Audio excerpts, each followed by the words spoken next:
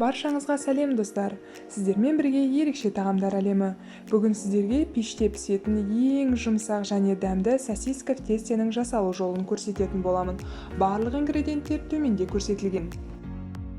Ең алдымен қамырын дайындау үшін аппарасын әзірлеп алатын боламыз.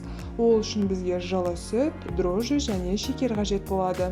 Осыларды жақсылап араластырып, 5 минутқа тыныштыққа қоятын болсақ, аппарамыздың бетінде шапка пайда болып, яғни ары қарай қамырын басуға дайын деген сөз.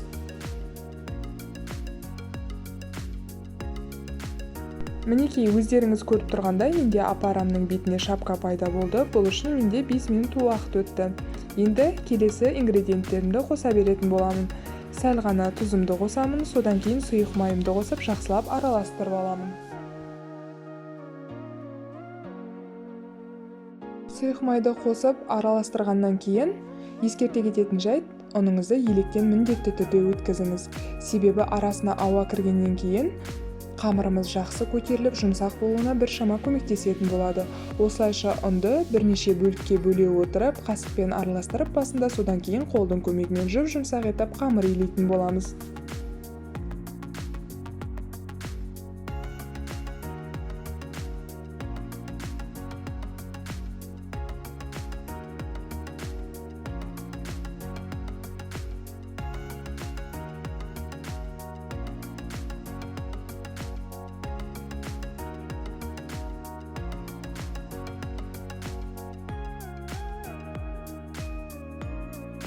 Мінекей, жұмсақ қамырымыз дайын болды. Енді оның көтерілуіне 1-1,5 сағат жылы жерде тұруы қажет.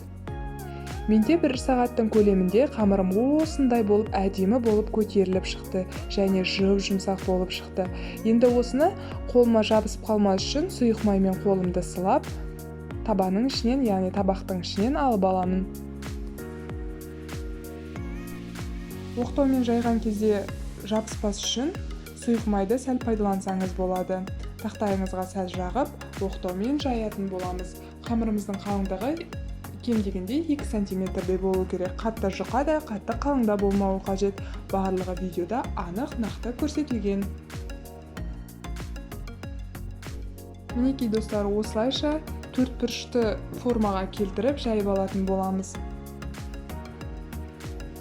Осылайша қамырымызды жайып алғаннан кейін арнайы кескішпен немесе пышақпен ұзынша тілімдерге бөліп шығамыз.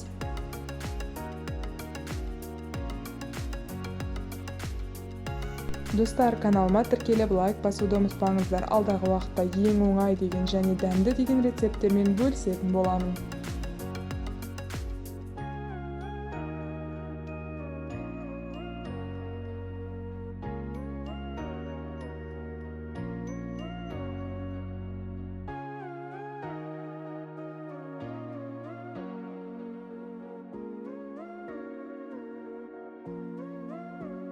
Осылайша барлығын ұзынша тілімдерге тіліп болғаннан кейін сосискамызды қамырымызға орайтын боламыз.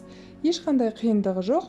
Видеода көрсетілгендей әдіспен орасаңыз, өте әдемі болып шығады.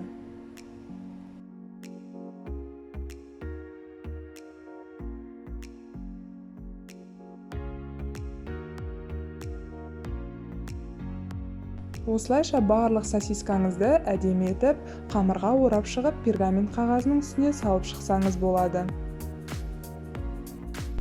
Мінекей, осылайша сосискамызды қамырға орап болғаннан кейін, бетіне жұмыртқаның сары уызымен сәл сүт араласқан қоспаны жағып шықсаңыз болады. Себебі пісу барысында өте әдемі қызғыш түс беретін болады.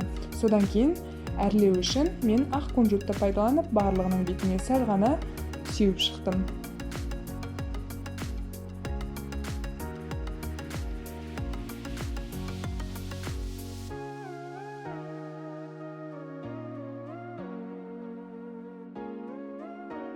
Осылайша барлығын әдемілеп, дайындап болғаннан кейін қызып тұрған 180 градустағы пешіңізге 30-40 минутқа салып алсаңыз болады. Сол кезде сіздің сосиска тестеңіз өте әдемі, керемет хош иіспен пісіп шығады. Қамыры да жұмсақ, өте дәмді. Сіз де жасап көріңіз, ешқандай қиындығы жоқ. Видеоны соңына дейін көргеніңізге алғысымды айтамын.